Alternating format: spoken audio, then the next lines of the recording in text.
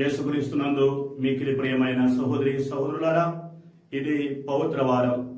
ఈ రోజు ప్రత్యేకంగా మనం పాస్కా పండుగ జరుపుకుంటున్నాం. పాస్కా అనే పదానికి అర్థం దాటిపోవడం. ఐగుప్తు దేశంలోని బానిసత్వం నుంచి ఇశ్రాయేలు ప్రజలను విడిపించుకోవడం కోసం దేవుడు చేసిన గొప్ప కార్యాన్ని ఈ రోజు మనం జ్ఞాపకం చేసుకుంటున్నాం.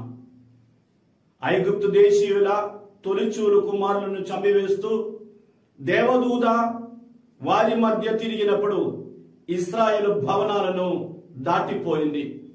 దేవదూత ఇశ్రాయేలు భవనాలను దాటిపోవడానికి ఒక గుర్తు పనిచేసింది. ఆ గుర్తు గొర్రెపిల్ల రక్తం.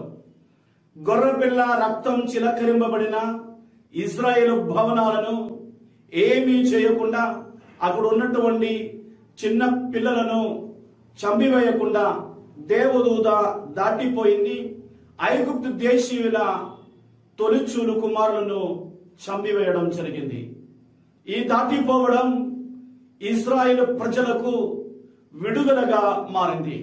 ఆ దాటిపోవడం ఆ తరువాత ఇశ్రాయేలు ప్రజలు ఐగుప్తు బానిసత్వం నుంచి కనాను దేశానికి వెళ్లిపోవడానికి పునాదిగా నిలిచింది. ప్రతి సంవత్సరం దైవ ప్రజలు ఈ దాటిపోవడాన్ని స్మరించుకునేవాళ్ళు, పాస్కా పండుగ జరుపుకునేవాళ్ళు.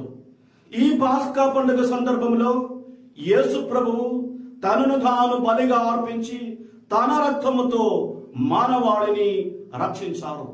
ఈరోజు మనం చదివిన సువార్త భాగములో మత్తయి సువార్త 26వ అధ్యాయం వచనములు 26 నుంచి 30 వరకు యేసు ప్రభు తన రక్తమును నూతన నిబంధన యొక్క రక్తముగా ధారపోస్తున్నారు.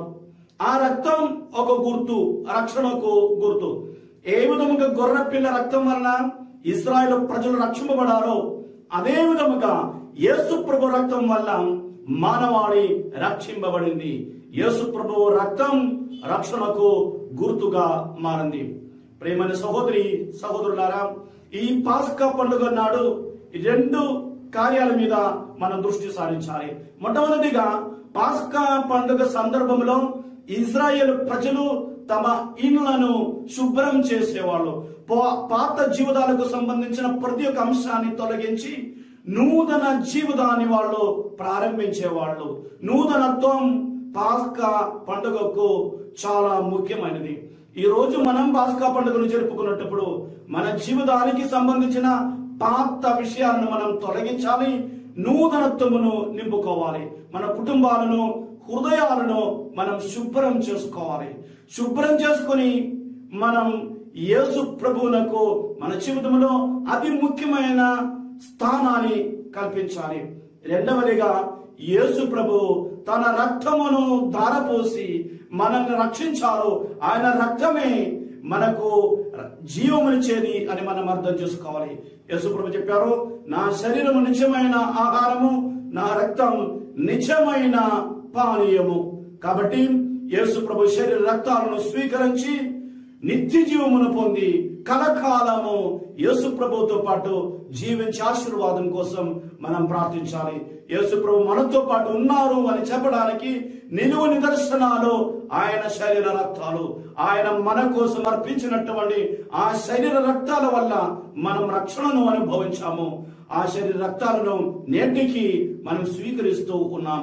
ప్రేమైన సహోదరి సహోదరులారా, ఈ పాస్కా పండుగ రోజు మన హృదయాలను, కుటుంబాలను మనం శుభ్రం చేసుకుందాం. అదే విధముగా యేసు ప్రభు శరీర రక్తాలను స్వీకరించి నిత్య జీవమును పొంది ఆయనతో పాటు జీవిద్దాం. దేవుడు మనలను ధారాళంగా దీవించును గాక. మీకందరికీ పవిత్ర వార శుభాకాంక్షలు ప్రేమపూర్వకంగా, ప్రార్థనాపూర్వకంగా నేను తెలియజేస్తున్నాను.